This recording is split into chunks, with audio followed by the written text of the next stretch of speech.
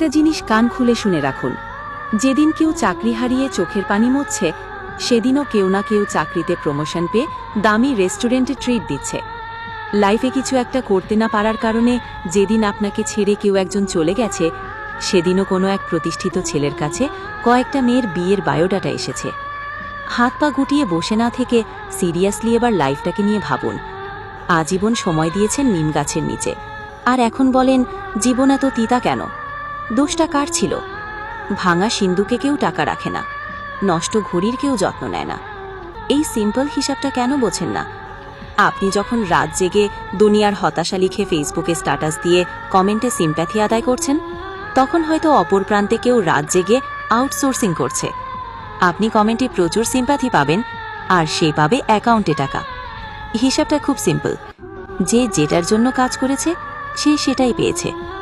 আপনি যখন স্টুডেন্ট লাইফে বাবার টাকায় বন্ধুদের সাথে মস্তি করে দামি রেস্টুরেন্টে খেয়ে ফেসবুকে চেক ইন দিতেন, তখন আপনার কোনো এক বন্ধু ক্লাস অ্যাসাইনমেন্ট আর নোট নিয়ে ব্যস্ত ছিল।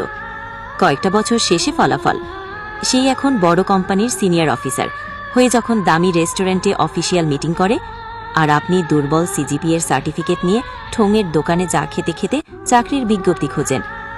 এতটুকু পার্থক্য তো হওয়ারই কথা। যে বয়সে লাইফটাকে আপনার জয় করার কথা, আপনি সে বয়সে করেছেন এনজয়। তাই যখন এনজয় করার সময় এসেছে, তখন বেকারত্ব জয় করতে হিমশিম খাচ্ছেন।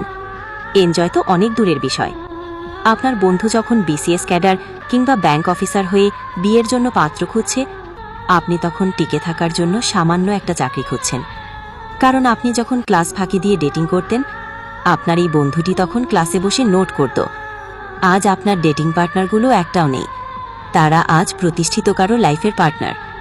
দিন শেষে হতাশ হয়ে বলেন, শালার ভাগ্যটাই খারাপ। আপনার ভাগ্য আজ আপনাকে এখানে আনেনি, আপনি আপনার ভাগ্যকে এত নিচে নেমে এসেছেন।